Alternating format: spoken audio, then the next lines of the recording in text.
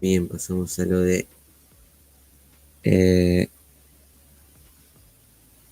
Ucrania.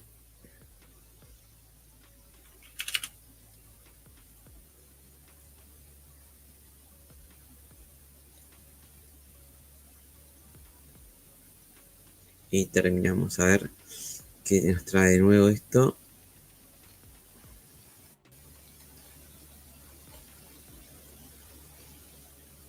Hace 4 horas.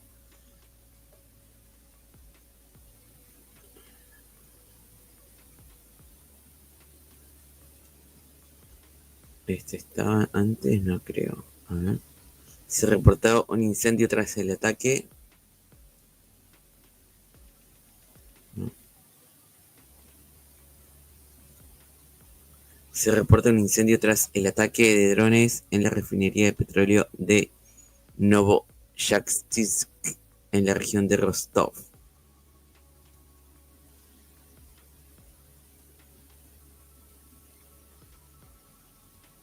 No parece que bueno. ¿Será esto?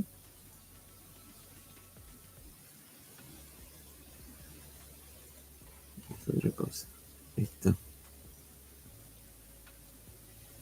No, esto es leyendo. Ok, seguimos leyendo igual.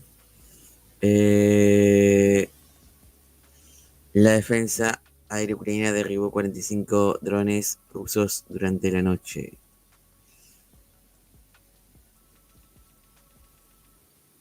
El Ministerio de Defensa ruso informó que 84 drones fueron derribados durante la noche en 7 regiones, con el mayor número de drones, 36 y 21 derribados sobre las regiones Rostov y Briansk.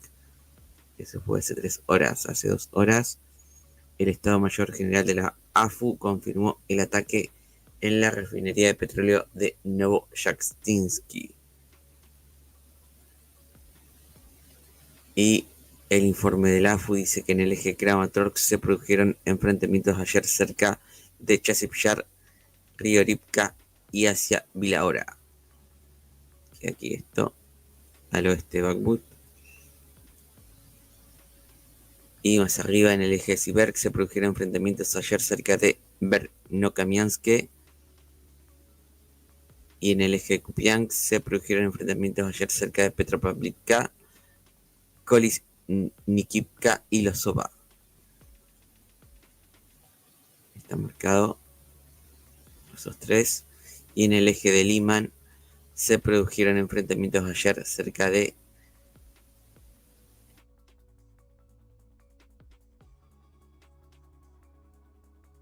En el eje de Lyman se produjeron ayer los enfrentamientos cerca de Arequipa, Novoyorivka, Nadilla, Yampolivka y Terni, informa el Estado Mayor General de las Fuerzas Armadas de Ucrania. En el eje de Kharkov se produjeron enfrentamientos ayer cerca de Vovchansk. Y lo siguiente. La aviación rusa llevó a cabo ataques aéreos en Oleksandrivka, Vovchansky Kutori y Udiulakli, informa el Estado Mayor General de las Fuerzas Armadas de Ucrania.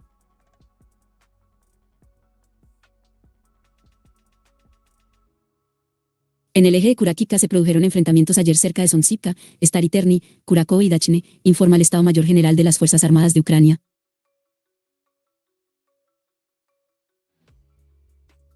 En el eje de Orejiv se produjeron enfrentamientos ayer cerca de Novoandriyivka.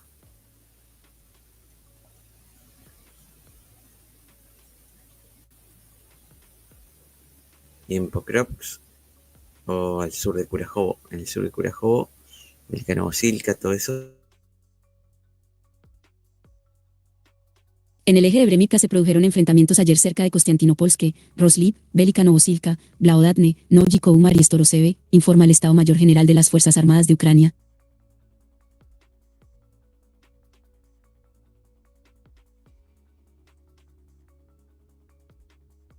En el eje de Pokrovsk se produjeron enfrentamientos ayer cerca de Miroluivka, Promin, Lisivka, Dachenske, Selene, Novovasilivka, Chumatsky y Novulenivka, informa el Estado Mayor General de las Fuerzas Armadas de Ucrania.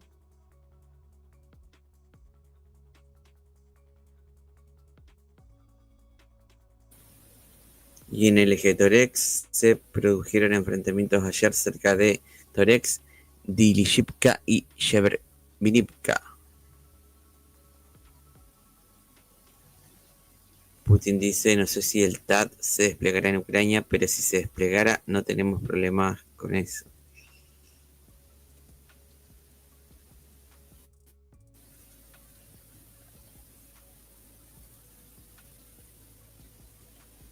No les des ideas, diría yo. Si los estadounidenses deciden instalarlos, les dejaremos instalarlos. Les pediremos a nuestros muchachos en Ucrania que nos sugieran soluciones que sean valiosas para nosotros.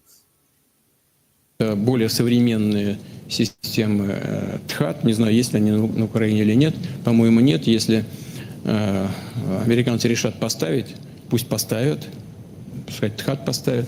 Это более современные, ну, где-то схожие с нашим С-400. Если Патриот где-то можно соотносить с С-300 российской системой, то ТХАТ это где-то С-400. Характеристики несколько послабее, но оно в целом С-400. Вот пускай поставят, мы наших ребят на Украине попросим, чтобы они нам, может, и подсказали, какие-то там есть современные, ценные для нас тоже решения. Когда я говорю наших ребят, говорю без иронии, нам есть с кем разговаривать на Украине. И там много наших ребят, которые тоже вместе с более современные.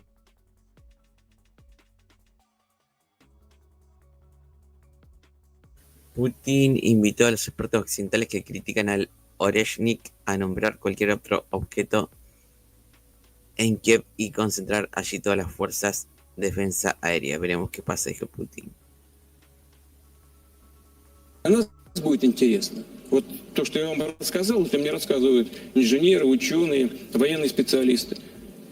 Там на уровень политического руководства в Штатах тоже что-то рассказывать.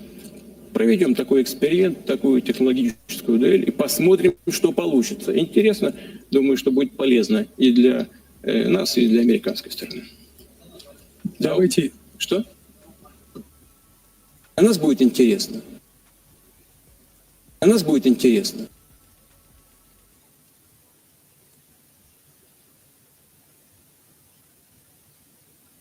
Si se crean amenazas para Bielorrusia que caen bajo la doctrina nuclear, Rusia las considerará amenazas a la propia Rusia, dijo Putin. Если такие же угрозы будут создаваться для нашего союзника, члена союзного государства, для Белоруссии, то Российская Федерация будет это рассматривать так же, как создание аналогичных угроз для самой России. И мы сделаем все, чтобы обеспечить безопасность Беларуси. Это мы делаем по согласованию с белорусским руководством, по согласованию с президентом Беларуси Александром Григорьевичем Лукашенко. И я думаю, что это очень важная компонента обновленной ядерной стратегии Российской Федерации.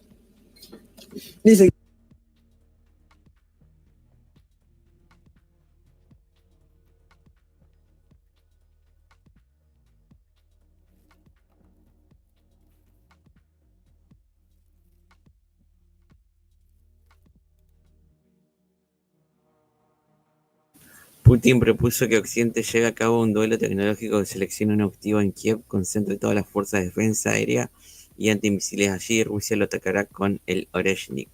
Estamos preparados para tal experimento, afirmó el presidente. Bueno, tarda mucho en bajar. Vamos a leer nomás lo que dice. Lo del Ártico.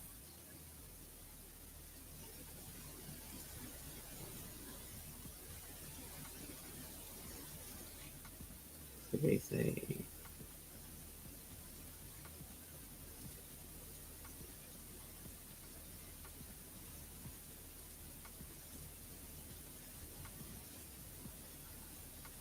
Bueno, vamos a seguir leyendo volvemos al mapa. Dice, Putin, el alcance del IRBM Oreshnik es de hasta 5.500 kilómetros. Afirma que la defensa antimisiles en Polonia no puede interceptarlo.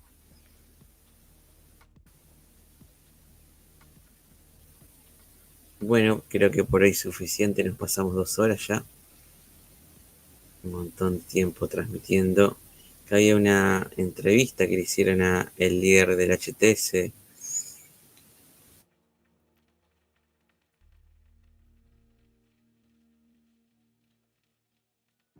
Entrevista importante. El líder del HTS, Jolani, dice que no tiene intención de convertir a Siria en Afganistán, ya que son dos sociedades diferentes con culturas e historias distintas.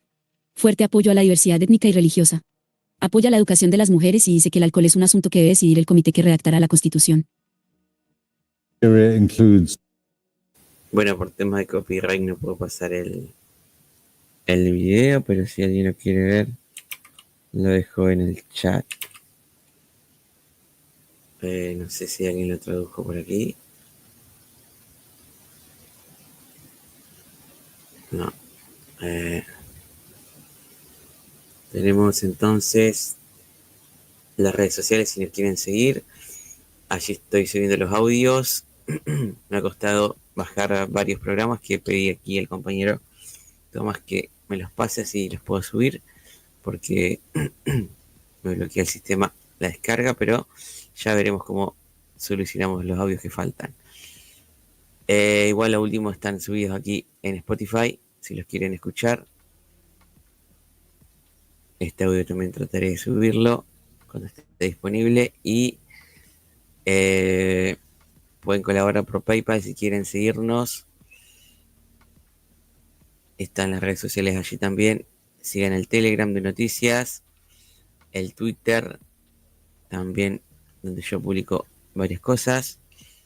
Y si quieren apoyar al canal pueden hacerlo a través de un mínimo aporte. Como saben, este canal no está monetizado. Hemos vuelto al canal grande a transmitir los directos largos. Pasamos a lo de América Latina. Presentan en Colombia informes sobre la implementación de las recomendaciones para una paz duradera.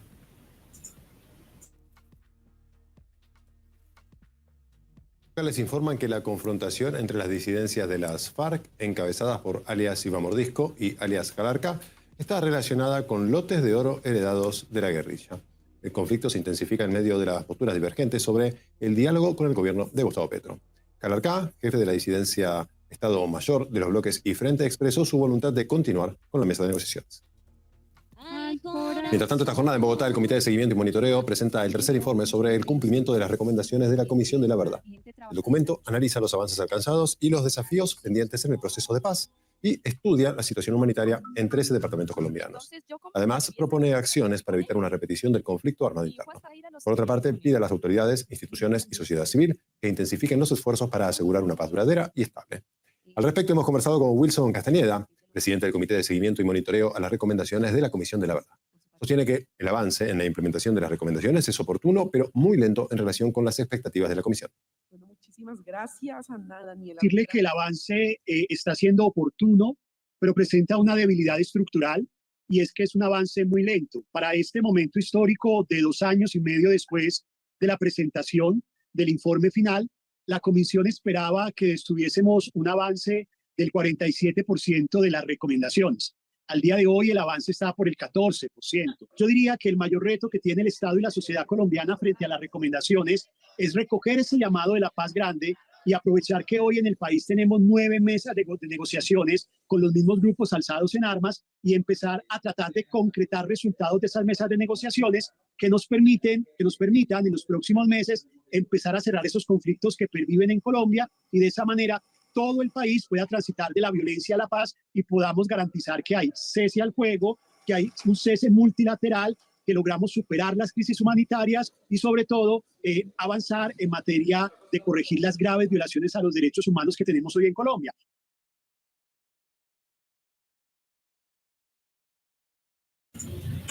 Ok.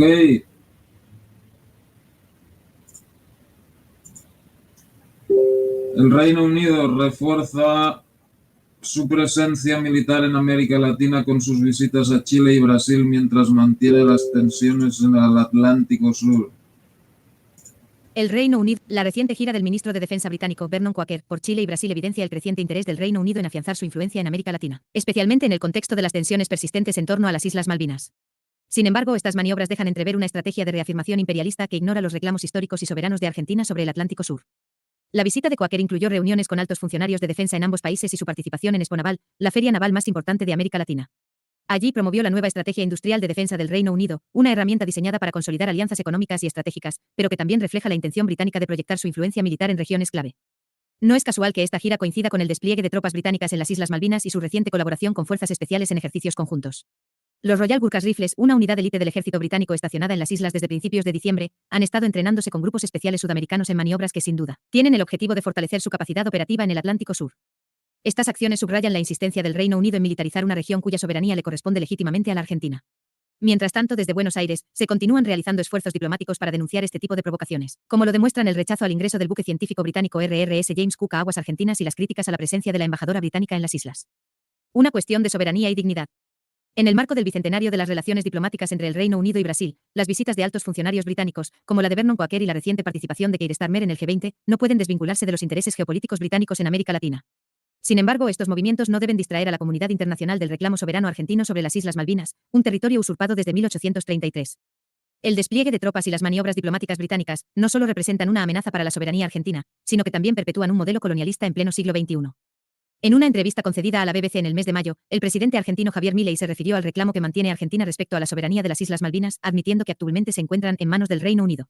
Esta declaración marca un giro significativo en el discurso oficial de los mandatarios argentinos, quienes históricamente han sostenido que las islas son territorio argentino pese a la ocupación ilegal que mantiene Londres en las mismas. No obstante, Milei se apresuró a enfatizar que su administración no va a renunciar a la soberanía argentina sobre las Malvinas, pero descartó tajantemente cualquier posibilidad de un conflicto armado con el Reino Unido. Vamos a intentar que las islas pasen a ser argentinas en el marco de la paz, aseguró el mandatario, apostando por una estrategia de negociaciones diplomáticas a largo plazo. La región debe permanecer alerta frente a estas maniobras, que no solo desafían la soberanía de un país, sino que también ponen en peligro la estabilidad y la cooperación en América Latina. El reclamo por las Malvinas no es solo una cuestión argentina, es un recordatorio de la importancia de la autodeterminación y la justicia en el sistema internacional. Te puede interesar, Malvinas. La Cancillería finalmente habría rechazado la entrada del buque científico británico RRS James Cook en aguas argentinas. Sin embargo, como le dije antes al Luis, el presidente argentino Javier Milei anunció que ha firmado un acuerdo para la compra de armamento del régimen israelí para sustituir al de la industria argentina. Estas palabras, el presidente de Argentina recibió un premio de la representación sionista en Buenos Aires, buscando la aprobación de quienes financiaron su campaña a la Casa Rosada. Allí donde podamos, ya que para nosotros Israel es junto a Estados Unidos nuestro socio geopolítico más importante. A pesar del fuerte rechazo al genocidio israelí contra el pueblo palestino, Milei utilizará el dinero de los contribuyentes argentinos para comprar armamento del ente sionista. Las primeras informaciones que se tienen son las que hicieron públicas y tiene que ver con la compra de drones que van a realizar al genocidio de Israel y también con fusiles de la marca IWI.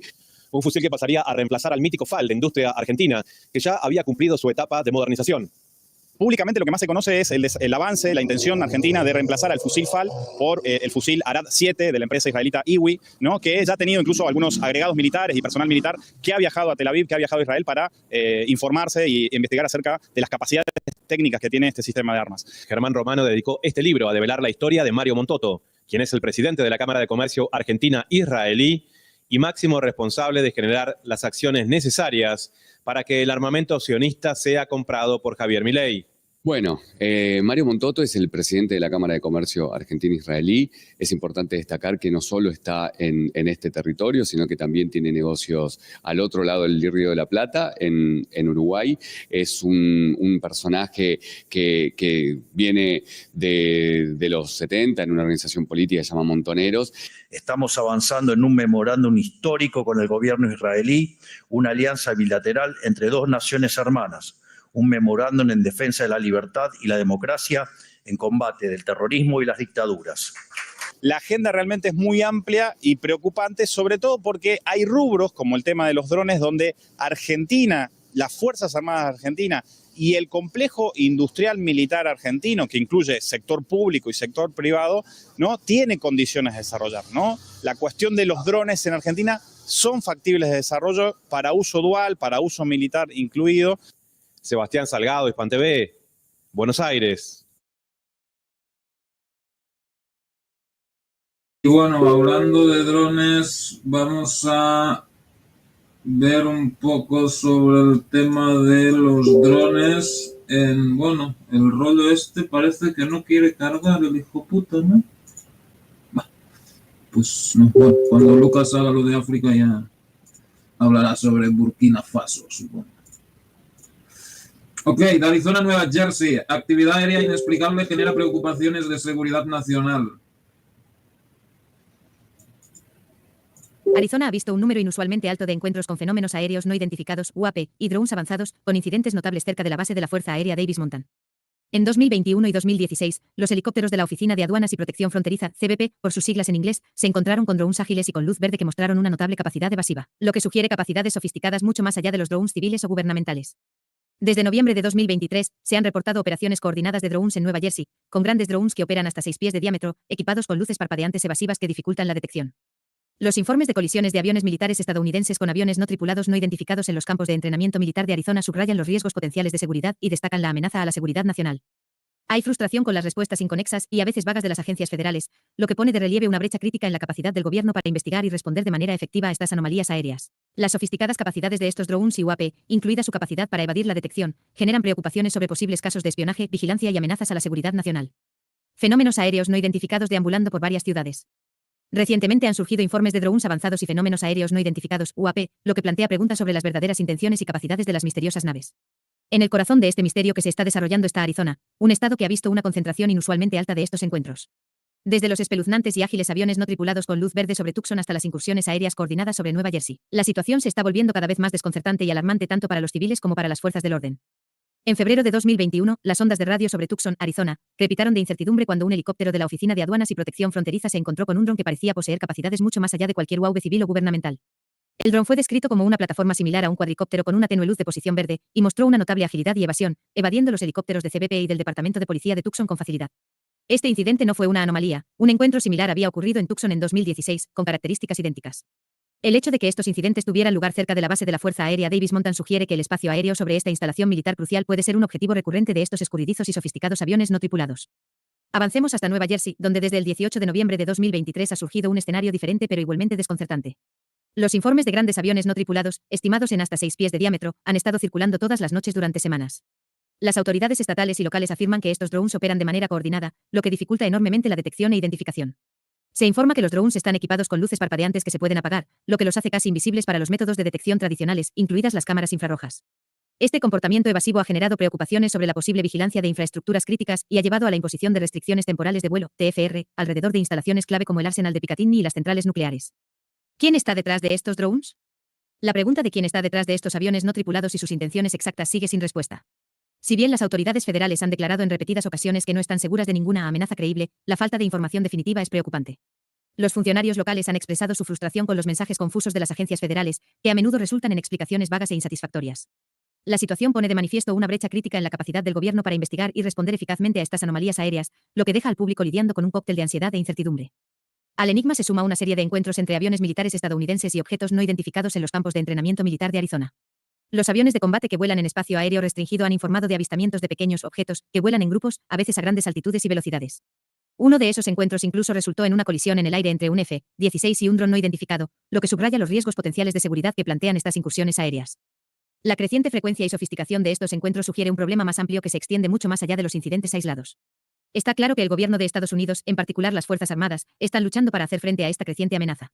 Los mecanismos de respuesta inconexos, desde los registros de incidentes de la FAA hasta los informes de tráfico aéreo peligroso de la Fuerza Aérea, a menudo están demasiado redactados y no brindan información completa sobre la verdadera naturaleza de estos encuentros. Esta incapacidad para identificar y categorizar con precisión los fenómenos aéreos podría tener implicaciones de largo alcance. Las sofisticadas capacidades exhibidas por estos drones y UAP generan preocupaciones sobre posibles actividades de espionaje y vigilancia. Además, su capacidad para evadir la detección podría ser indicativa de un esfuerzo coordinado más amplio para comprometer la seguridad nacional. ¿El teatro de los drones, amenaza extraterrestre? ¿Test para comprobar la reacción humana? ¿Qué está pasando? Magdalena del Amo, sé que son demasiadas preguntas, pero la situación no es para menos. La aparición de objetos misteriosos sobre bases militares y otros enclaves, incluso sobrevolando los domicilios de algunos políticos, en el Reino Unido, Nueva Jersey, Nueva York, Pensilvania o Filadelfia, no deja de ser noticia y motivo de confusión. No solo los ciudadanos se preguntan qué son esas luces misteriosas con extraños comportamientos, como el hecho de desaparecer o hacerse invisibles al ser descubiertas. La incertidumbre es total. La Administración Federal de Aviación, FAA por sus siglas en inglés, ha decretado la restricción temporal de vuelo sobre instalaciones importantes, como el Picatinny Arsenal y el Trump National Golf Club Bedminster. Y mientras el gobernador de Nueva Jersey, Phil Murphy, y algunos cuerpos del orden manifiestan que no hay una amenaza conocida para la seguridad pública, el asistente del FBI, Robert Wheeler, aseguró en una audiencia en el Congreso que están investigando activamente, aunque reconoció el desasosiego que causa el desconocer el origen y propósito de esos objetos, así como carecer de un protocolo de actuación. El congresista republicano por Nueva Jersey, Chris Smith, se mostró partidario de otorgar a las bases militares autorización para derribar drones a fin de esclarecer sus objetivos. Y no es el único que piensa en una ofensiva contra las luces. ¿Quizás se busca un enfrentamiento? En todo juego lo hay, pero hay que reconocer de este tan peculiar desconocemos las instrucciones. El coronel Dean y Magdalena del Amo. Ante esta invasión del espacio aéreo de origen desconocido, es lógico el nerviosismo de la población, y que senadores, congresistas, gobernadores y alcaldes se hagan preguntas de este cariz. ¿Son alienígenas? ¿Son chinos? ¿Rusos, quizá? Estas dudas sobre el origen me han hecho recordar mi entrevista con el coronel Robert Dean, condecorado en las guerras de Corea y Vietnam, que había estado destinado en los cuarteles generales supremos de la OTAN en Europa, CHAPE, a cargo de fuerzas especiales. Por su expediente militar impecable, había tenido acceso a una serie de documentos y estudios secretos efectuados entre 1961 y 1963, relativos a la situación ovni extraterrestre. Curiosamente, la misma fecha de la creación del informe Iron Mountain, del que hablaremos a continuación. He aquí la entradilla de mi entrevista, publicada en la revista Espacio y Tiempo, en julio de 1994. Aunque no fue de conocimiento público, al menos en 3 ocasiones estuvo a punto de estallar la Tercera Guerra Mundial, a causa de las incursiones de grandes objetos circulares y metálicos sobre los sectores de los aliados de la OTAN y los del Pacto de Varsovia, y que eran detectados por los radares de ambos bandos. Debido a estos incidentes, el general Lyman Lemnitzer ordenó llevar a cabo un estudio exhaustivo para clarificar qué estaba ocurriendo. Esta investigación duró 3 años y las conclusiones fueron tan inesperadas como esclarecedoras. El coronel Dean era una de las pocas personas que tenía acceso al Cosmic Top Secret Clearance, la más alta clasificación de secreto por encima del Top Secret, y pudo examinar a fondo los documentos. Ahora, a sus 65 años, el coronel Dean rompe su silencio. Sabe a lo que se expone al violar sus juramentos, pero, según sus palabras, la información que tiene en sus manos es de vital importancia, y la humanidad que ha vivido engañada durante todos estos años, debe saber la verdad.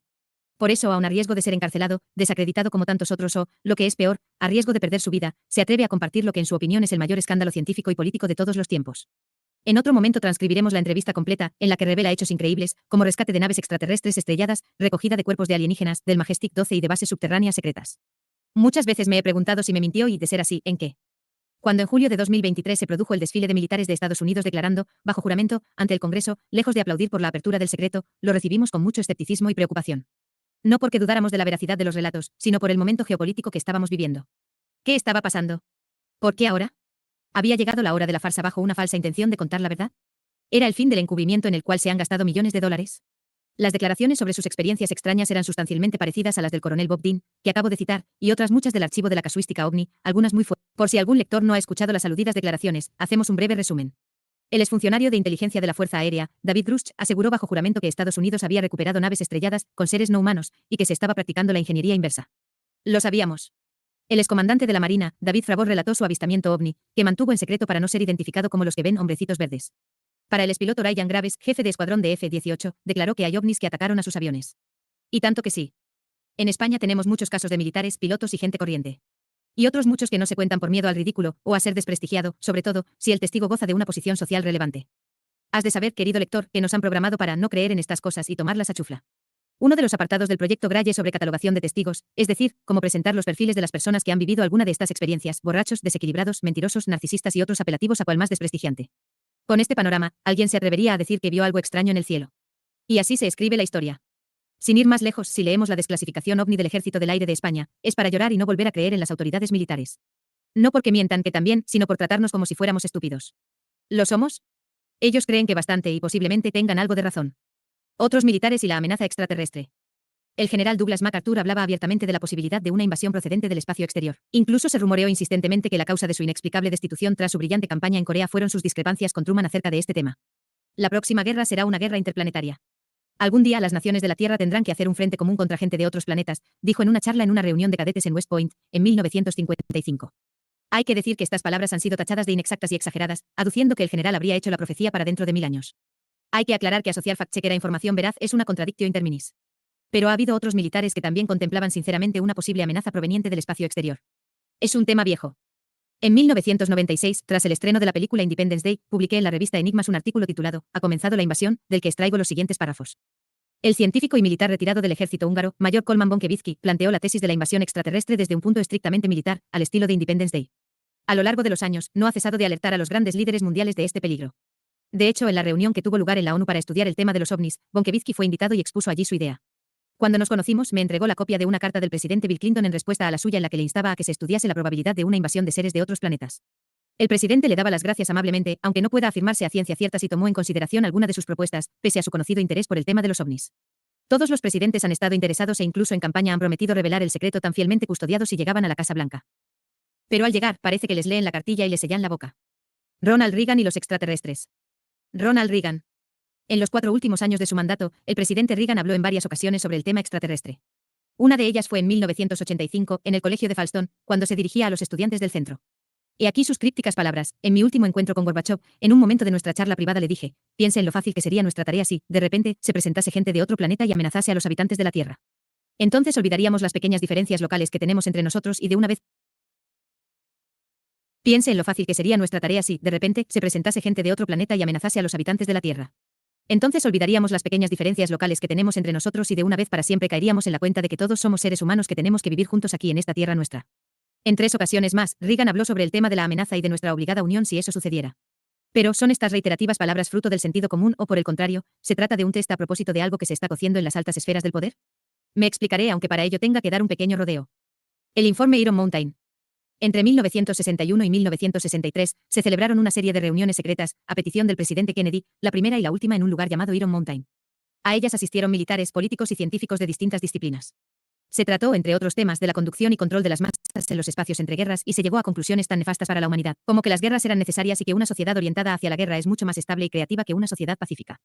Llama poderosamente la atención en este informe que 2 de las estrategias para controlar a las masas como sustituto de la guerra sea precisamente la amenaza del cambio climático, que ya lo han conseguido, y la amenaza de una invasión extraterrestre.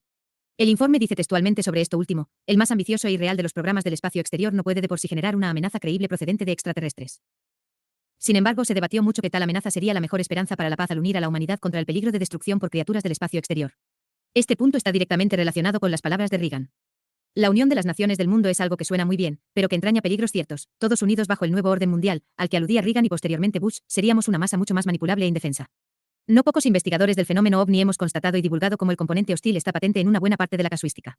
Pero también pensamos que esa hostilidad de los ovnis esté sirviendo probablemente de tapadera de varias actividades deleznables de organizaciones socialmente prestigiosas.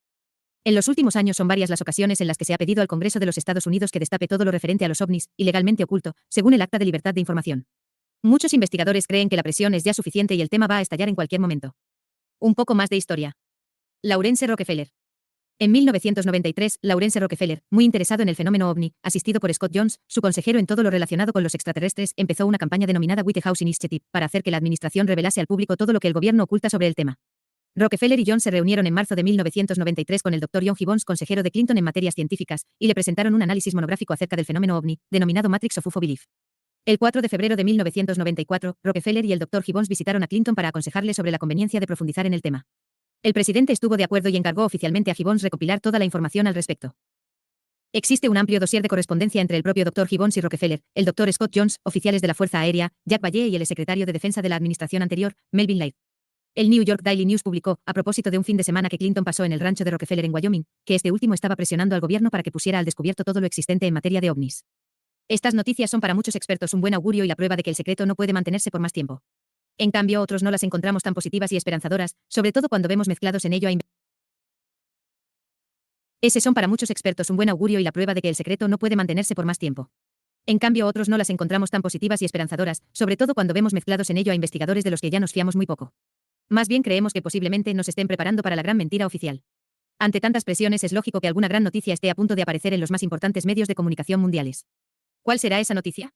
Nos informarán simplemente de que los ovnis existen y de que están aquí. Nos dirán también que tenemos que unirnos para luchar contra el invasor.